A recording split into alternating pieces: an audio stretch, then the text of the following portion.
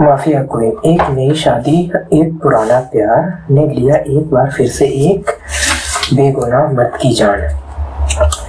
पति को घुमाने के बहाने पत्नी घर से अपने पति को लेकर जाती है, लेकिन उसका मकसद घुमाने का नहीं बल्कि कि कुछ और ही था।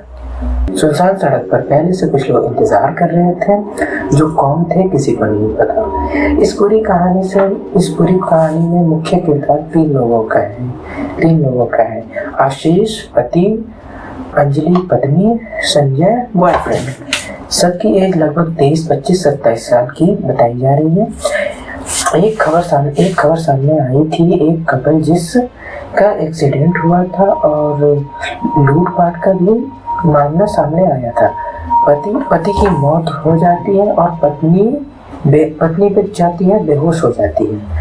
पति की मौत की एक्सीडेंट हो जाती है और पत्नी उसमें बच जाती है, लेकिन जब बाद में खुलासा होता है तब समझ आता है बात तो कुछ पहले पुलिस के सामने और आम लोगों के सामने ये एक नॉर्मल एक्सीडेंट और लूटपाट का मामला था।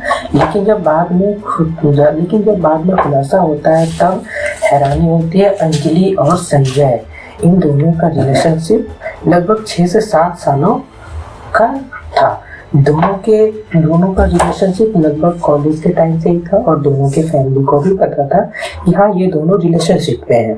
30 अक्टूबर 2025 को अंजलि की शादी किसी और लड़के के साथ हो जाती है। शादी से अंजलि और संजय दोनों ही खुश नहीं थे। ना ही संजय 30 अक्टूबर 2025 को अंजलि की शादी हो जाती है किसी और लड़के से। शादी से ना ही अंजलि और ना ही संजय, उसका बॉयफ्रेंड, दोनों ही खुश नहीं थे। शादी के बाद इन दोनों का मिलना जुलना बंद हो जाता है। दोनों ही काफी परेशान रहते हैं। साधु शहर से रबला की दूरी लगभग 225 किलोमीटर थी, जिसकी वजह से इन दोनों का मिलना जुलना और काफी दिक्कत हो गया था। इस वक्त अंजलि को बहाना चाहिए था अपने बॉयफ्रेंड से मिलने के लिए। अंजलि ने श्री गंगानगर में एमए करने का प्लान बनाया। उसने अपने पति से इजाजत ली, पर आशीष ने बिल्कुल मना कर दिया।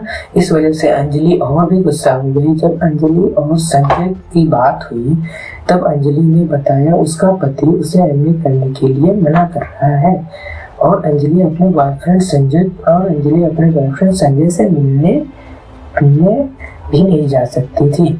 जब अंजलि अपने मायके जाती है, वहीं पे अपने बॉयफ्रेंड संजय से मिलती है और वहीं पे एक ऐसा प्लान बनाती है जो कि आशीष के लिए खतरनाक था। इस प्लान की वजह से आशीष की मौत तक हो जाती है।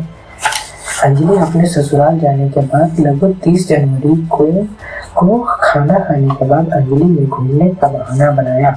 अंजलि और आशीष उसके पति घूमने चले गए। वो आशीष को अपने गांव से बाहर ले गई।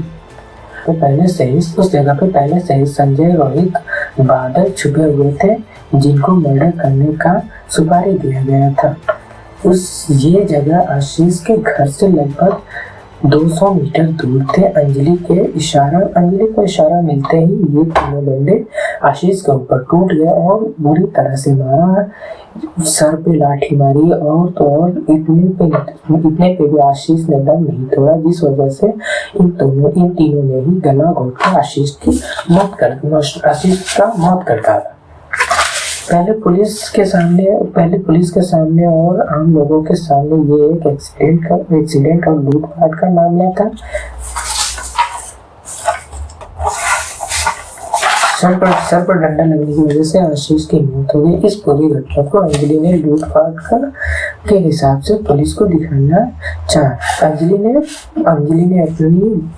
अपने गहने, अपने मोबाइल फोन और अपने पति का मोबाइल फोन को उन तीनों चोरों को दे दिया।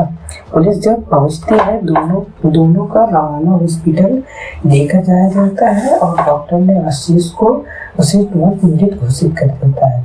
मामला जब पुलिस के सामने था तो पुलिस को भी यही लग रहा था कि ये एक नॉर्मल लूटपाट का केस है, जिस वजह से इस बंदे की मौत हुई है। लेकिन जब पोस्टमार्टम रिपोर्ट सामने आती है तब डॉक्टर राकेश जी ने दम घुटने से मौत की पुष्टि की। एसपी अमृता दोहन के अनुसार इन 4 लोगों को पुलिस अपनी कस्टडी में ले लेती है और उनसे पूछताछ अभी भी की जा रही है। इन सब की वजह से देखो, इन सब में सबसे ज्यादा बड़ी गलती मैं इस अंजलि के परिवार वालों को मानूंगा। जब इनको पता था कि हाँ मेरी बेटी किसी और के साथ रिलेशनशिप में है तो उसकी शादी किसी और के साथ कराना क्यों जरूरी था। अब इस वजह से किसी और की जिंदगी खराब हो गई, पूरी की पूरी जिंदगी उसकी खत्म हो गई और तो और उसकी फैमिली बर्बाद हो गई इन सब की वजह से। Okay, thank you. आप लोगों को ऐसे ही क्राइम स्टोरीज अगर देखनी हो तो मेरे चैनल को सब्सक्राइब कर लो और अगर वीडियो पसंद आ रही हो तो प्लीज़ लाइक कर लो।